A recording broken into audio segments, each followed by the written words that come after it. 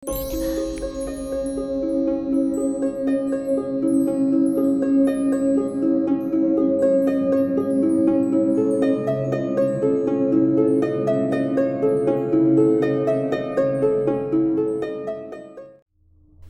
selamat datang dan selamat malam. Kembali lagi Denny, narator dari Rumah Horor Indonesia, menyapa kalian. Semoga kalian ada dalam keadaan yang sehat dan berbahagia. Pada malam hari ini saya akan menceritakan sebuah kisah mengenai pengalaman seorang yang berburu nomor togel di dahi pocong. Inilah dia, togel.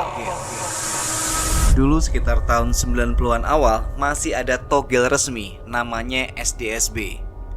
Ya kayak lotre berhadiah gitu ya.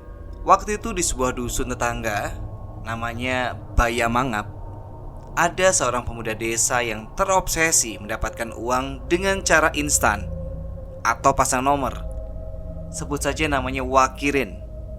Wakirin sering memasang togel, tapi gak pernah dapat.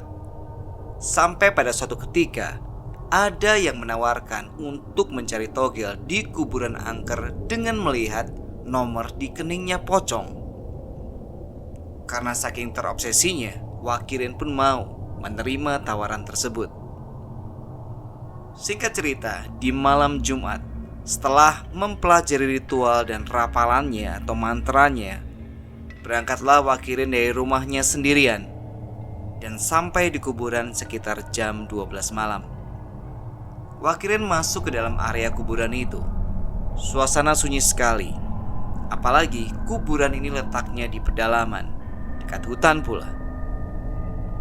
Wakirin berdiri sendiri di depan kuburan orang yang baru meninggal, dengan posisi kedua tangannya memapah sesuatu. Ditemani malam sunyi dan suara burung hantu, mulailah Wakirin membaca mantranya. Untuk beberapa saat tidak terjadi apa-apa. Namun setelah semua mantra diucapkan, mulai terasa angin berhembus. Mula-mula pelan, lama-kelamaan anginnya semakin kencang. Daun-daun bunga kamboja mulai berterbangan. Dan tiba-tiba ada suatu benda jatuh dari atas, tepat di kedua tangan Wakirin. Wakirin kaget bukan kepalang. Dia berusaha menangkap dengan kedua lengannya dan menahan benda tersebut. Wakirin merasa benda tersebut seperti daging dibungkus kain, tapi terasa berat sekali. Wakirin belum berani membuka kedua matanya. Sekujur tubuh Wakirin merinding. Keringat dingin membasahi tubuh. Bulu kuduknya meremang. Wakirin ingat pesan orang yang menawari mendapatkan nomor di kuburan tersebut. Benda tersebut adalah pocong. Dan Wakirin harus melihat nomor yang tertera di dahi pocong tersebut. Dengan perasaan takut luar biasa dan menahan bau busuk mayat, pelan-pelan Wakirin membuka matanya. Arah pandangan pertama tertuju pada bagian tengah pocong. Terlihat kain kafan yang sudah kotor dan lusuh. Dengan menahan rasa takut yang luar biasa, pandangan Wakirin pelan-pelan menuju ke bagian atas pocong itu. Wajah pocong tersebut sudah hancur. Bibirnya sudah gak ada, hingga hanya ada terlihat gigi doang.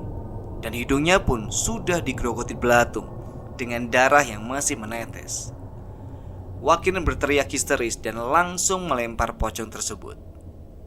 Wakirin lari terbirit-birit keluar dari kuburan, walau kakinya kesandung-sandung nisan kuburan. Menurut Wakirin, dia gak sanggup melihat nomor yang ada di kening pocong tersebut, karena wajah pocong tersebut sangat mengerikan. Sejak saat itu, Wakirin tidak pernah lagi berburu nomor togel di tempat-tempat angker. Dan cerita kedua yang akan langsung saya bacakan adalah mengenai pengalaman Pak Kardi yang bertemu siluman ular berkepala seram penunggu pabrik rotan. Inilah dia, siluman ular. Pada hari Kamis 28 Juli 2016, saya mendapat tugas inspeksi kursi rotan di daerah desa Waru Oyom, Cirebon, Jawa Barat. Saat masuk ke dalam area pabrik dan memarkir sepeda motor, saya pergi menuju keran air untuk mencuci tangan. Di situ saya melihat ular berwarna coklat bergaris hitam. Sayanya diam dan berkata dalam hati, "Mbah, aku butuhmu, Mbah." Yang artinya, "Mbah, saya ini cucumu, Mbah." Sesaat kemudian ular tersebut pergi meninggalkan saya melalui semacam lubang di tembok pembatas pabrik. Dari pertama datang ke pabrik rotan ini, saya sudah merasa bahwa pabrik ini memiliki aura tersendiri yang disukai bangsa lelembut. Setelah itu saya ceritakan kejadian tersebut kepada orang pabrik. Orang pabrik mewanti-wanti saya bila ketemu ular coklat bergaris hitam lagi, jangan dibunuh. Beliau tidak menjelaskan alasannya. Kemudian saya pun melakukan pekerjaan saya. Menjelang istirahat jam 12 siang, saya bertanya lagi ke orang pabrik, "Siapa orang yang suka jaga malam di pabrik ini?" Orang pabrik menjawab, "Ada 2 orang. Yang satu lagi security, satunya karyawan bagian pengurus ruangan pengering kayu." Orang teknik menyebutnya clean dry, sedangkan orang awam menyebutnya mesin oven. Saya kemudian panggil karyawan tersebut dan mempersilahkan duduk di samping saya. Tapi beliaunya menolak, malah jongkok di depan saya. Beberapa saat kemudian, saat itu Pak Kardi sedang bekerja mengurus clean dry. Ruang pengering kayu di pabrik ini menggunakan panas dari pembakaran kayu limbah. Maka agar panas terjaga dan tidak mati, ruangan oven harus ditungguin. Nah, pas kejadian bertepatan dengan malam Jumat Kliwon, hampir semua karyawan pabrik menganggap lokasi oven dan sekitarnya adalah tempat yang wingit bin angker. Namun bagi Pak Kardi, tidak ada pilihan lain. Beliau harus tetap menjaga ruangan oven.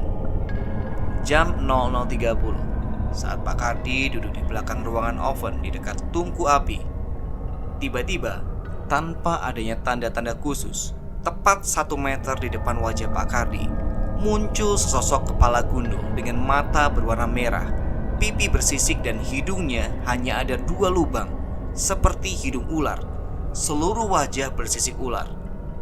Di mulutnya yang menganga terdapat gigi taring yang panjang dan tajam. Seluruh wajahnya berlumuran darah dan menetes. Dan yang bikin Pak Kardi ketakutan adalah itu lelembut lidahnya panjang dan bercabang dan hampir menyentuh muka Pak Kardi. Pak Kardi merasakan dirinya di bawah makhluk tersebut ke alam lain. Pak Kardi serasa terbang di awang-awang dan melihat ke bawah. Banyak lelembut berbagai jenis di sekitar ruangan oven kayu. Pak Kardi merasa badannya lemas tak bisa bergerak. Beliau hanya pasrah dan seperti menurut dengan ajakan siluman ular tersebut. Pak Kardi berusaha dan meronta-ronta agar diturunkan ke tempat semula.